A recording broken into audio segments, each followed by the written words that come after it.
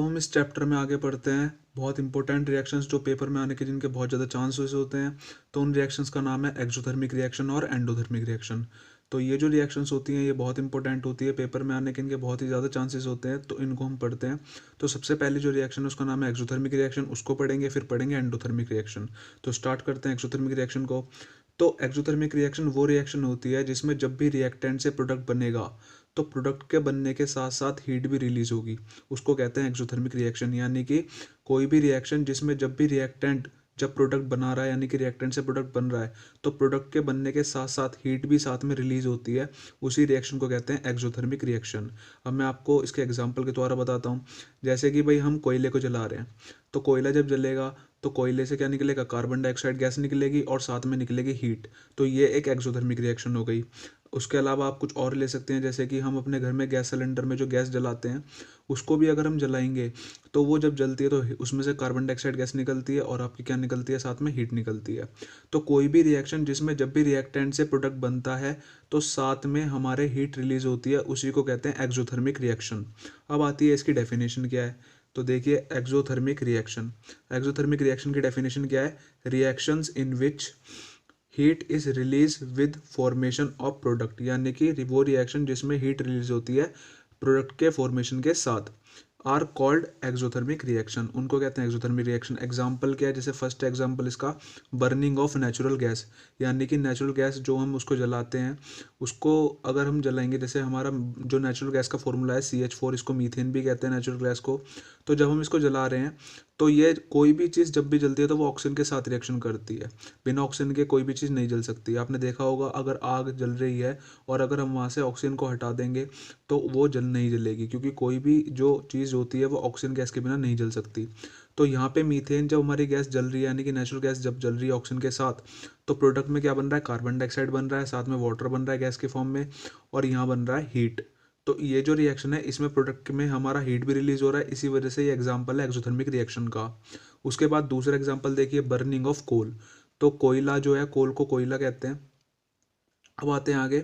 तो जब हम कोल को जला रहे हैं तो उसमें भी हीट रिलीज होगी, तो इसकी रिएक्शन देखिए, देख लीजिए। जैसे यहाँ सी है, कभी भी अगर सिंगल में सी लिख करके दिखा रखा है इसका मतलब है कि वो कोल है यानी कि वो कोयला है। तो सी है कौन सी फॉर्म में, सॉलिड फॉर्म में, यानी कि कोयला जो है हमारा सॉलिड फॉर्म में है। और उसको जब हमने जलाया तो उनने ऑक्सीजन से रिएक्शन करा और वो फिर आगे जाकर जलने के बाद जो प्रोडक्ट बनता है तो क्या बनता है, कार्बन डाइऑक्साइड गैस बनती है और साथ में निकलती है हीट। तो ये भी एग्जाम्पल किसका हो गया, एक्सोथर्मिक रिएक्शन का। उसके बाद तीसरा एग्जाम्पल है जो आपने देखा सुना होगा उसके बारे में, एक होता है हमारा रेस्पिरेशन। रेस्पिरेशन आपको पता होगा, नॉर्मली जो बच्चे होते हैं उनको ये पता होता है कि भाई रेस्पिरेशन में क्या होता है कि ऑक्सीजन गैस को लेते हैं और कार्बन डाइऑक्साइड को छोड़ते हैं, लेकिन ऐसा नहीं है। क्या होता है कि रेस्पिरेशन वो प्रोसेस होती है जिसमें हम ऑक्सीजन गैस को लेते हैं, किस लिए लेते हैं, जो हमारे बॉडी में ग्लूकोज होता है उसको तोड़ने के लिए। तो ऑक्सीजन गैस को हम लेते हैं ग्लूकोज को बॉडी के अंदर तोड़ने के लिए। जब ये रिएक्शन होती है, जब हम ऑक्सीजन को ले रहे हैं, ग्लूकोज टूट रहा है, तो साथ में रिलीज होता है as a product carbon dioxide gas, water, और हमारा जो एनर्जी है यानी कि जो हीट है वो रिलीज होती है। तो इसलिए ये हमारी जो रेस्पिरेशन प्रोसेस है हमारी बॉडी के अंदर की, वो भी एक एक्सोथर्मिक रिएक्शन का ही एग्जाम्पल है। तो देखिए एग्जाम्पल थर्ड, रेस्पिरेशन यानी कि break down of glucose by use of oxygen gas, यानी कि ग्लूकोज को ऑक्सीजन गैस के द्वारा तोड़ना। तो देखिए यहाँ पे ग्लूकोज का फॉर्मूला था C6H12O6, ये ग्लूकोज है। अगर हमने इसको ऑक्सीजन के साथ रिएक्शन करा यानी कि ऑक्सीजन के साथ ग्लूकोज टूटा, यानी कि हमारी सेल में बॉडी में ये रिएक्शन होती है, तो प्रोडक्ट बनता है carbon dioxide gas CO2, 6CO2 plus में 6H2O यानी कि वाटर का मॉलिक्यूल, और प्लस में साथ में बनती है एनर्जी। तो इसी वजह से ये भी हमारा एक्सोथर्मिक रिएक्शन का एग्जाम्पल है।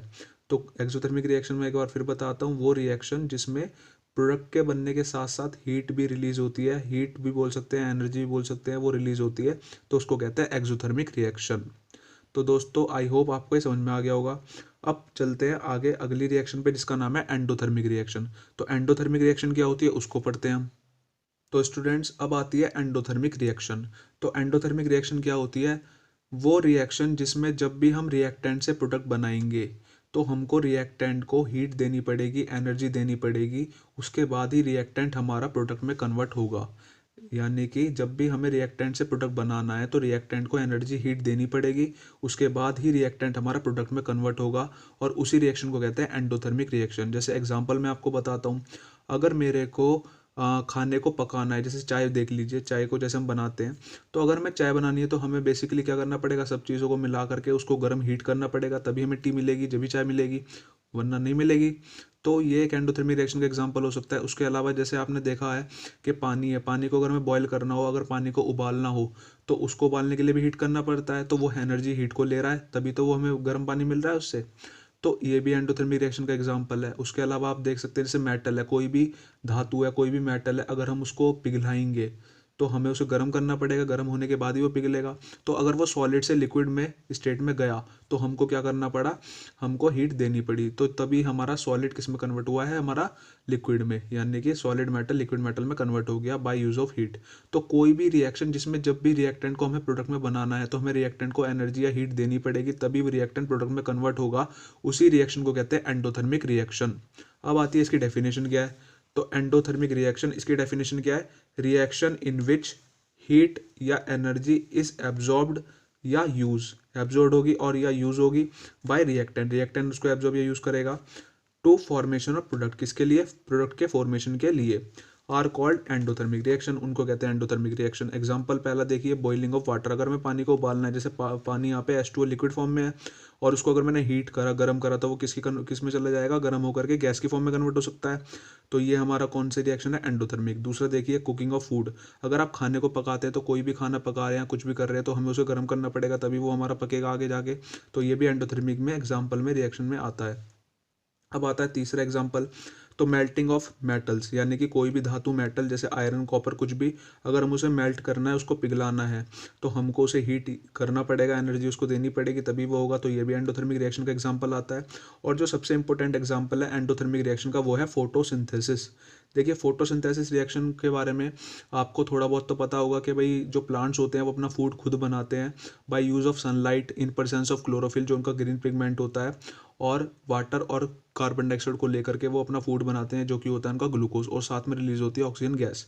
तो यहाँ पर जो फोटोसिंथेसिस प्रोसेस है वो किसकी वजह से हो रही है, सनलाइट की वजह से हो रही है, यानी कि जो सनलाइट की जो हमारी फोटो एनर्जी है, जो हीट एनर्जी है, वो हमारा जो प्लांट है सन से ले रहा है, लाइट में से। तो इसी वजह से फोटोसिंथेसिस भी हमारी एक एंडोथर्मिक रिएक्शन का एग्जांपल है, तो ये आप याद रखिएगा। सो photosynthesis process in plants perform by use of sunlight energy, यानी कि सनलाइट की एनर्जी की यूज़ के बाद वजह से ही ये रिएक्शन हो रही है, इसीलिए फोटोसिंथेसिस भी एंडोथर्मिक रिएक्शन का ही एक एग्जांपल है। तो आई होप आपको ये समझ में आ गया होगा। अब